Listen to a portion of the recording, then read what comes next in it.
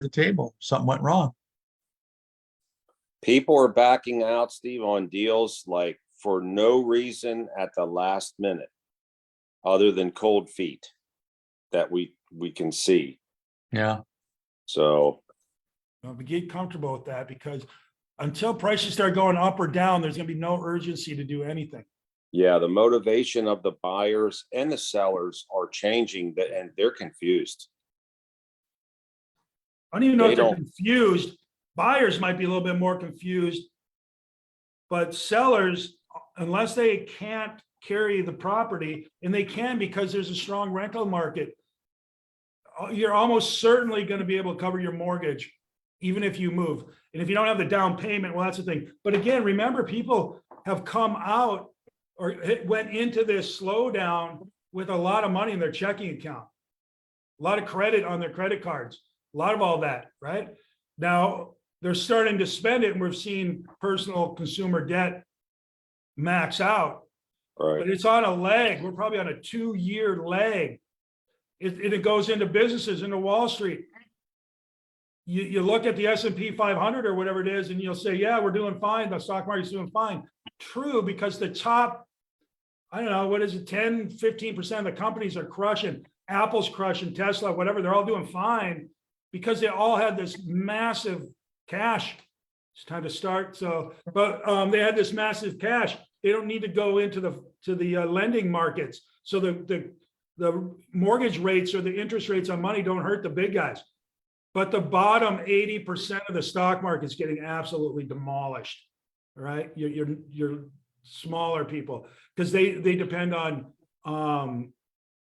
the bridge loans. They depend on lines of credit. They depend on that stuff for payroll, for R&D, for all that stuff. They can't go into a bond sale or something and use their cash. But whatever. Yeah. One It minute. is the same thing in our world on a residential real estate level. Baby boomers that are a huge part of the market right now and will be for the next 10 years are flush. They don't care about lending. So the mortgage rate, it could go to $1 million. They don't care. They're going to still buy, and that impacts everybody. So What I see is there's a lot of people coming looking at the houses, and they know that they don't have to rush to buy it because it's going to still sit for a long time. Nobody's coming through, so they can still go out and keep shopping for the best deal. yeah, If they can't find it, they're going to come back. But they're holding off. There's no rush to put their money down. Well, sure. here's what to do with that. So I saw someone do this. An agent was really good at it. Every time they looked at a house that went pending, Steve, they would send it to them. Oh, you missed out on this one. It went pending that you looked at. So it's like in a car auction, when they push the car off, I'll start pushing it back. Like, you're going to miss this one. You got to do these takeaways to these buyers to get their minds right that the good stuff's still going to sell, and they called can't sit around salesmanship. and wait. And guess what we are? We're in real estate sales. Right. Yeah, the days of opening doors and you like this one, good, let's write a full price offer. That's over. You got to get some skills, people. I would start reading books on how to sell stuff. How to ask the questions. We interviewed a gal who sold cars yesterday, and she talked about how they ask questions, how they set stuff up and whatever. And it's a salesmanship game. Figure out what they're looking to buy and help them buy it. Right. It's not about manipulation. That's a different game. Salesmanship That's is right. about getting people to discover what they want or need and then providing it for them. Yep. It's not about Discover talking their motivation and give it to them. All right. It's 8:01. All right. So what I wrote here today, Julie Garner, Dr. Julie Garner, I follow her. She wrote this and it hit with me. She said, when you don't see a future, you spend like you don't have one. And people right now are not being future focused. At the moment, they are engulfed in now, right? And I think that's exactly what's going on. People have lost confidence in the future, which is we have a leadership vacuum in this country, from president to your local HOA president, just to your priest, your teachers, your whatevers. If you're a teacher, a priest, or a senator, too bad. It's true. Look in the mirror and answer if you're a good leader. It's horrible. It's horrible what's going on out there. but it's what we're having, right? In the whole world, it's not just the US, not just whatever, the whole world is Right. lost right now, and it sucks. It sucks. We're having wars pop up everywhere, skirmishes everywhere. And I think people are just saying, I know the millennials are in a malaise. I hear it all the time with my kids and whatever. They're this first generation that's not going to have it better than their parents and blah, blah, blah, blah, blah. Well, whose fault is that, for God's sake? If you want to be Yeah. better than your parents, well, then go be better. If you want your parents, if you want to be better than your parents, don't wish your parents were worse. I mean, come on. So can you see where I'm at? So here's the deal. But this is what's going on. People are running up their credit. Instead of buying a house, saving for a down payment on a house, they're going to freaking some island and partying like, you know, it's 1999 and we're not going to get to 2000. It's stupid, but it's a wave that's going to wash over, right? They're running up their personal credit as opposed to changing their lifestyle. Stupid. They're going to put $20,000 on a credit card instead of going out for dinner 7 nights a week and lunch 7 times and breakfast 7 times. Instead of saving that money and putting it into an investment property that's going to pay them back for the rest of their lives, they're going to do that or go to Tahiti or do whatever. It's stupid. I sound like an angry old man because I am, but I think you're going to have to get used to that. You're going to have to become better salespeople if you're going to make money in this. Now, let's talk about it. I'll give you an example. Golf. I use golf a lot because I don't really play a lot of golf, but I have. And I don't really watch a lot of golf, but I have. And I watch those guys and I'm thinking, son of a bitch, I could do that. I wonder what kind of golf clubs they're using. And I search it up, right? Oh, yeah, I'll just buy some good golf clubs and I'm just going to go play golf. And then I go play golf. I'm like, holy crap. They're good. Easy, right?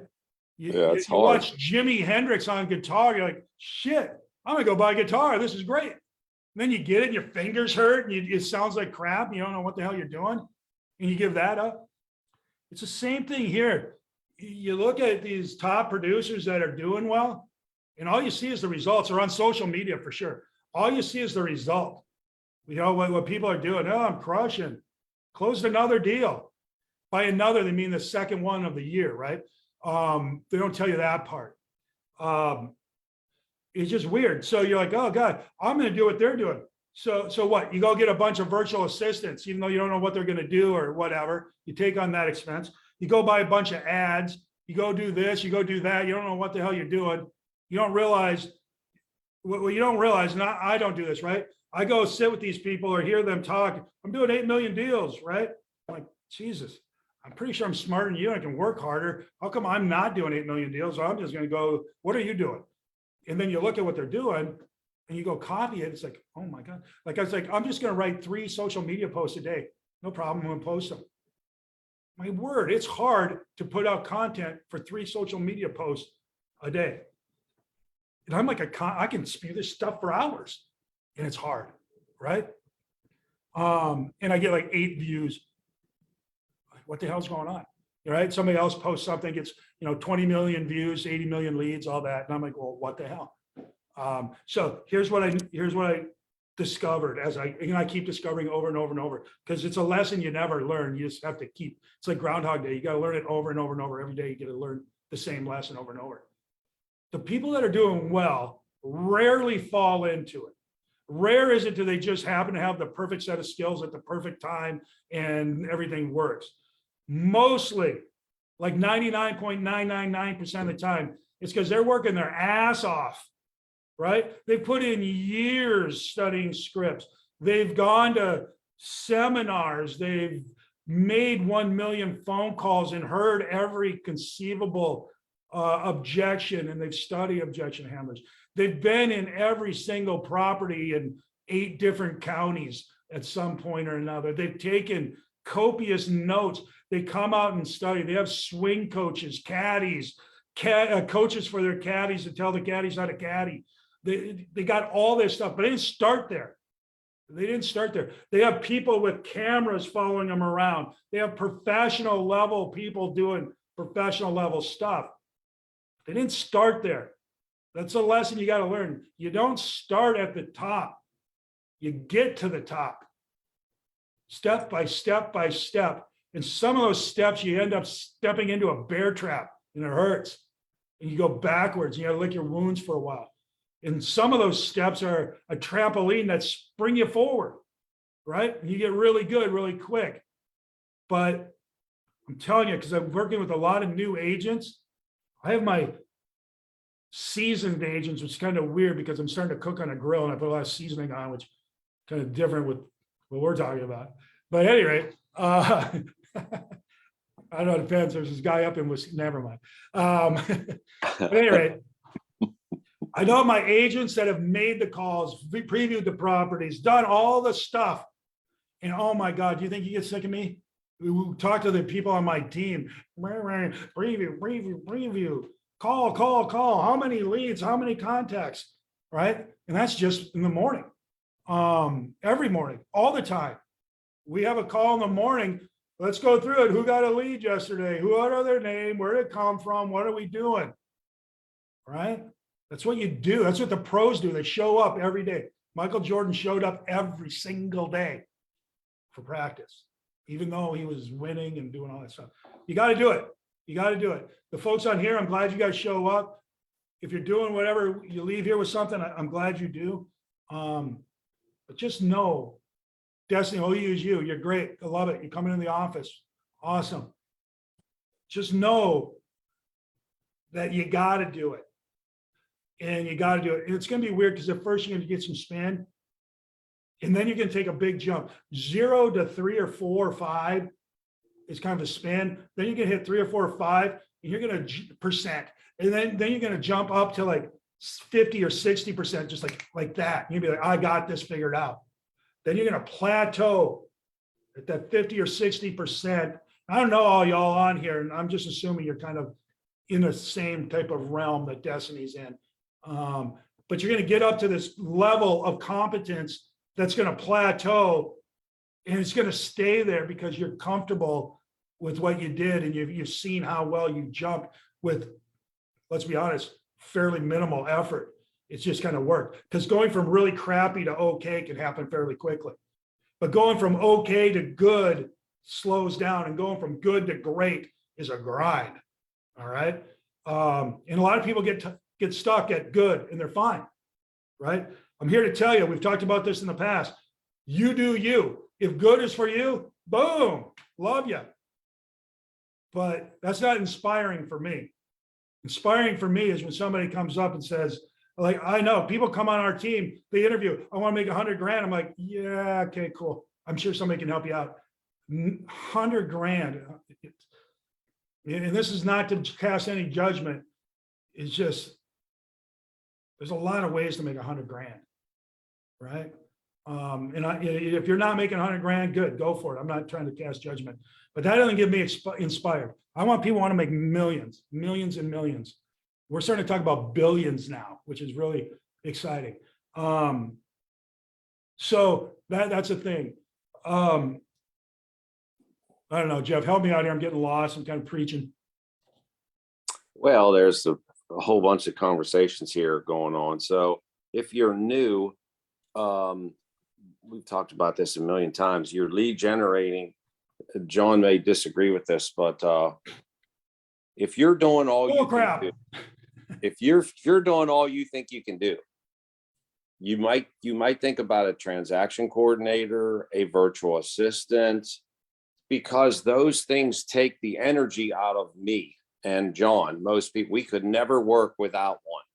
If that is you and those things are dragging you down, you might look at that. Now, here's the thing.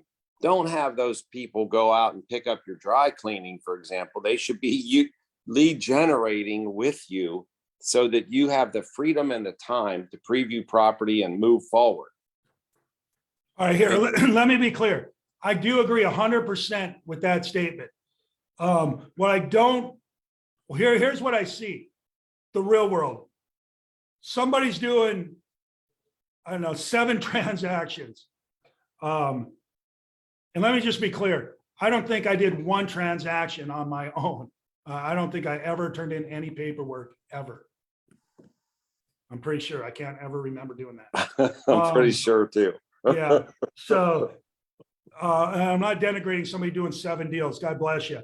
But if you're doing 7 deals and you think you need an assistant, that's cool. Get an assistant, do your paperwork. So it allows you to do 12 deals because you're working. Do not think you're doing 7 deals. So I'm going to hire an assistant and they're going to do the work. And I'm going to go home. Let me know if something comes up. So here's how that works. If you pay them 40 grand, let's pick a number, then you should make 80,000 additional dollars with their services helping you. Go ahead. I'm going to tell you what happens in the real world. It happens on, I'm going to start a team. Okay. You know, I'm going to bring these people in and they're going to do all the work because I don't like to work. They're going to do all the work, but I'm going to do the marketing. Okay, cool. And they're going to pay me. All right. And they're going to do it for 1 or 2 deals. And they're going to look around and say, hold on, Tiger. I'm doing all the work. You're not doing anything. I'm out. You're going to say, well, what do you mean? And that's what happens, right? We see it with assistants all the time. You're working, you hire an assistant, and then you give the assistant all the work and you don't do anything else. You just stop working. Right? Then the assistant does everything. You're paying the assistant 40 grand. You're making your 100 grand and you're not doing anything because the assistant's doing all. And they look at it and say, wait a minute, you're making 100. I'm making 40. I'm doing everything. I'm out. I'll go do what you're doing.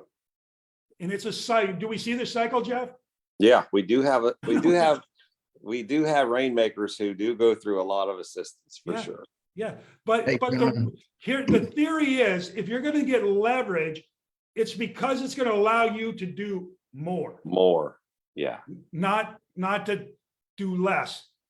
Don't take your pile of work and give it to somebody else and pay them less than you're getting and not do anything. They catch on to that secret pretty quick. Yeah, they do. Go ahead. So, John, leverage is when when your hands are full and you want to still pick up more. In the first book of Gary, page 40, bottom and 41, it says, to succeed in real estate, you must have client leads. It's that simple. Until you have enough leads to meet or exceed your goals, there is no other issue. there's never an issue. If you don't have enough business because you don't have enough leads, you don't have enough listings every time. Just as simple as that. God, I've had that every coach ever for 20 years. It's just, oh my God. Every coach, it must be in the playbook or something. How'd you do this week? Right? Did you hit your goal? What was your goal? Did you hit your goal? No. Why? Because, and it's always because I didn't do what I said I was going to do. Did you do what you said you're going to do? Yeah. Really? No. Right. I mean, that's the way it is, right? But anyway, let's focus on what we can do. Here's what I think you should do. Here's what I'm telling my people to do. Here's what I would do if I was me, and I am. Here's what you should do today. Write down your leads. Both of them, one of them, 10 of them, whatever you got. Write down your leads, 1 through 20,000. It'll probably be like 3 or 4. Write them down on a sheet of paper. Identify where they came from, right? I'm selling my own house. Okay, that's one. I ran into them an open house. I saw them on the side of the street. I don't know, wherever it is. I call them on the phone. Write down where it is because you got to know where your leads are coming from. Once you know, you can start levering that. So write down who your leads are. Are they a buyer or a seller? Okay, so name. Here, let me do this. This is how simple it gets, people.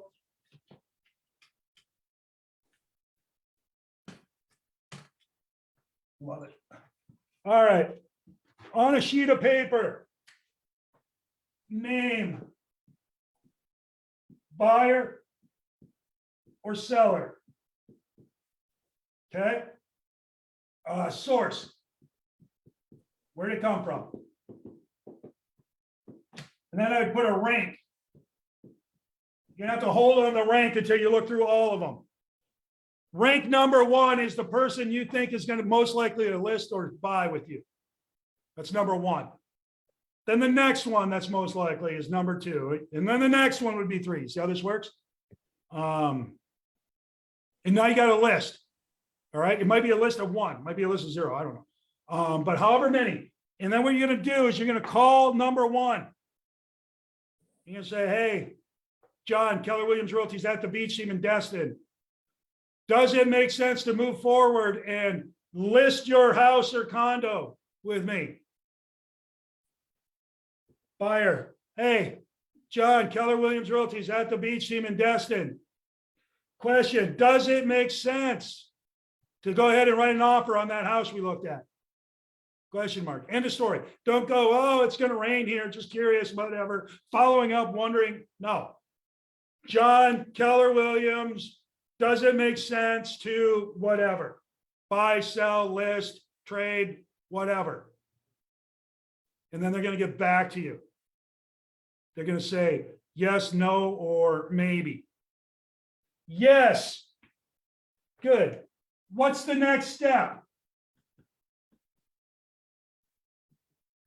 This is hard for most people because they want to start talking.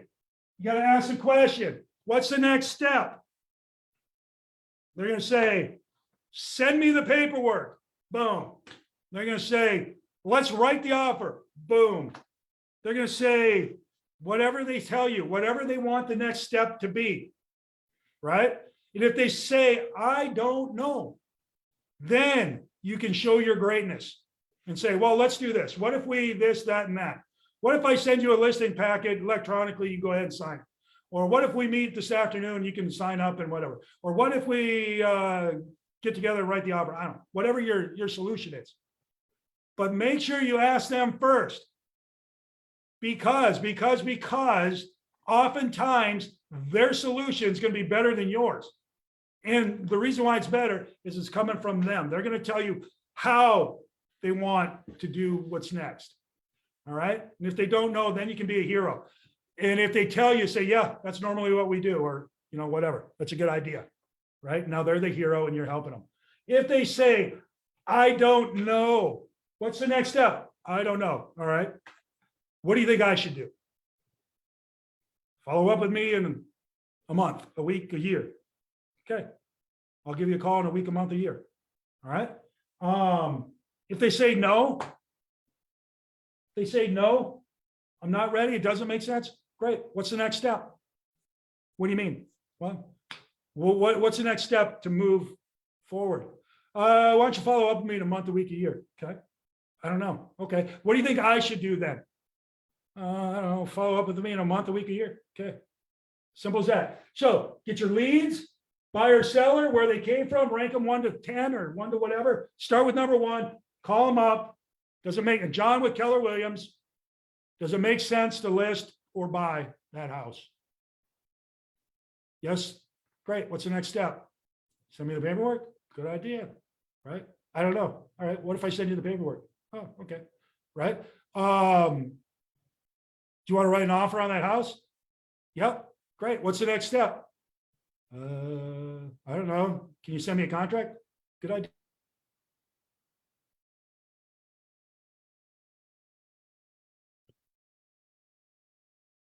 Okay, John froze up. What's the next step? Oh, okay. Can you follow up with me? Yeah. When? In a month? Okay, good. Tuesday at 10? Yeah. Okay, good. And then you call him Tuesday at 10 and you say, as promised, here I am. You're a hero. Okay. You got anything to add on that, Jeff? No, that's good. We're running late. Yep. So there you go. There's a plan on what to do today. And I bet if you do this, you'll turn some of those leads into deals. And then we'll talk about how to keep them deals. Fair enough? Fair enough. Okay, go to work then. Let's do it. Very good.